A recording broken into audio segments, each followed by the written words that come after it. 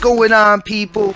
It's the Xbot 448, and today I want to talk E3. I don't want to label this video as kind of like a prediction video. Basically, what I want to do is I want to have a conversation with you guys. I want to, share some ideas I have, what I think would be cool at E3, what I think, in some instance, what I think might happen at E3.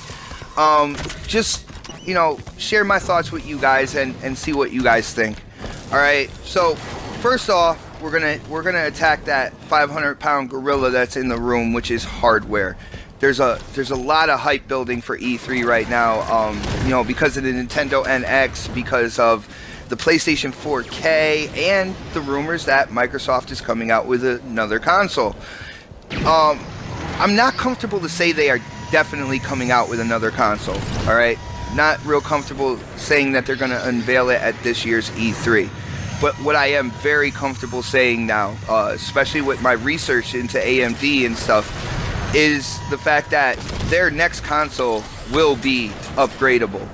AMD is coming out with 3 new pieces of technology between now and the end of 2019. 3 new pieces of technology, and if Microsoft wants to avoid having the whole technology swing just kind of fly by consoles when they unveil another one, they're definitely going to want to make this upgradable, which I feel is good for gamers as long as they keep that price point and ease of access that I talk about with console gaming. Now, here's the thing about me. I'm not a traditionalist, okay? If there's change on the horizon, I do my research, I look into it, and I see if the change is going to be good. Now, I see this change as good for gamers, as good for gaming, so I will support it. All right, as long as, like I said, they keep those 2 points with console gaming that I think are main points. The ease of access and the price point. Other than that, I'm definitely excited for a modular system or an upgradable system, and I strongly believe that the next Microsoft system will be that way. So, like I said, I'm not comfortable saying that they're gonna unveil it, but if they do, this is what I'm saying to look out for. It will be an upgradable system. Now, since we're talking about E3, and E3 is a gaming conference where they unveil games, let's talk about games. Alright? First thing, I want to see more Scalebound.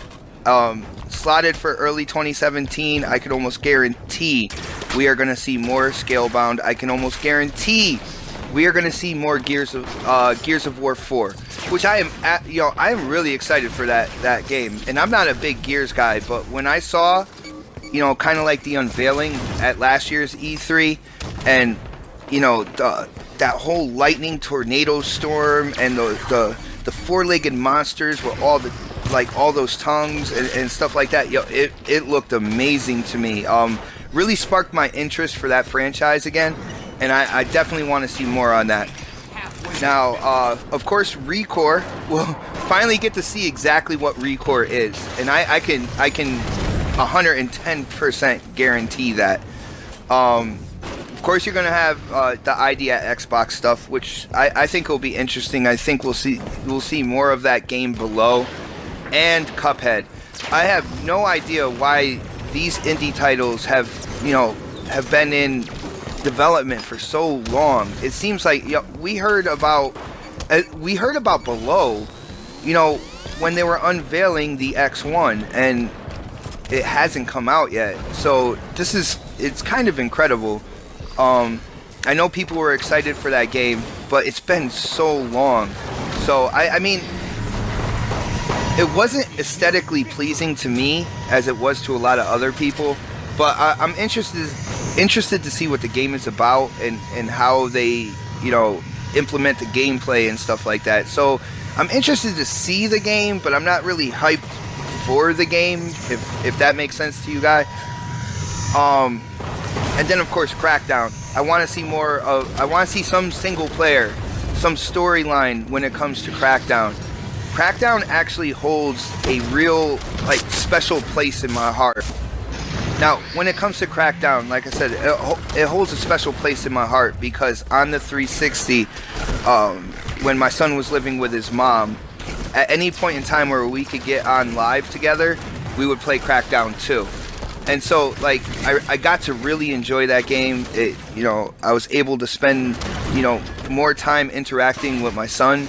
So that game holds a special place with me. I'm really excited, that another Crackdown is coming out. Now, my son's here with me, and we could tackle it together because we each have our own console and stuff. So I want to see more of the single player as well. I want to see how the story is evolving when it comes to Crackdown, and I could pretty much guarantee that they're going to show something like that at this year's E3. There is the game that people are touting as the worst kept secret this year for E3, and that would be the unveiling of Forza Horizon 3. Now, when it comes to Forza Horizon 3, I'm hoping that they do that whole Deep South rumor that was going around about Forza Horizon 2, because, in the United States, Deep South, Louisiana, Florida, stuff like that, the weather is absolutely insane there. You have hurricanes, tornadoes. Not only that, there's really iconic, like, I guess you could say, like, land masses, like the Everglades and stuff like that. You have, imagine racing by swamps that have weeping willows, like, swaying in hurricane-type wind. And it just seems like an atmosphere that would be incredibly exciting to race in. And I'm hoping that's what they do with Forza Horizon 3. Of course they're gonna have games that haven't been announced yet. One of them, I'm really hoping. I'm hoping more stuff from Rare. Now, Sea of Thieves, they're gonna show more Sea of Thieves at E3. I mean, basically we got a teaser last year. Now, Sea of Thieves has me pumped. Everything I've seen on Twitter, shout out to Rare, interacting with people on Twitter and stuff like that. They've shown, like, character animations. They've shown bits of the game, stuff like that. They put out riddles.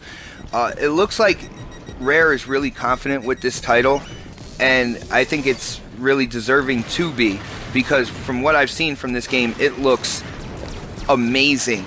All right, but with Rare, I would like to see another Banjo-Kazooie. I know a lot of people are saying that. A lot of people didn't really kind of adopt the nuts and bolts, Banjo-Kazooie nuts and bolts on the 360. Me and my son actually played it. We had a lot of fun doing it, creating all sorts of vehicles and stuff like that. So, but another Banjo-Kazooie.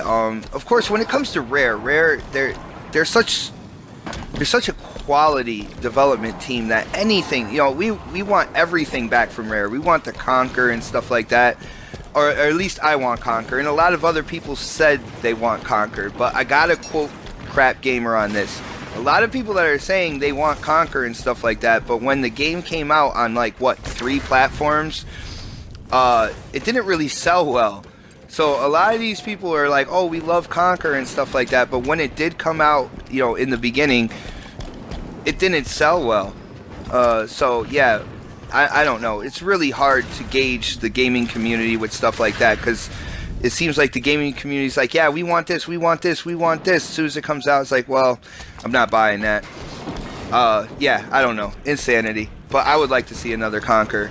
Now, something else I'm kind of hearing, and we heard about it last year as well, but I think it's more time, it seems to be time to unveil it, would be a reboot of Perfect Dark. I'm interested in see what they're going to do with that, if they really did switch to a third-person perspective, or if they're going to keep it first-person. Again, how they evolve the story. I don't know. Are you guys excited for a possible reboot of Perfect Dark? Or do you think the story could have been changed in any way? As usual, guys, as I'm saying all this stuff, definitely hit up the comment section. Share your thoughts on what you think we might see at E3. I know there's some stuff that I probably missed. I'm probably going to do another video about it the closer we get to E3. I'm hoping to do a live kind of commentary podcast for E3. It seems to be that is the norm. I know a couple years ago, I was invited to Gibmeister XP1s. Last year I did my own with a bunch of really cool people, and I'm hoping to do it again this year. But as usual, guys, like I said, hit up that comment section. If you like the video, if you like the gameplay, definitely hit that thumbs up for me. And as always, subscribe. But as for now, this is the Xbot 448, and I am definitely signing off.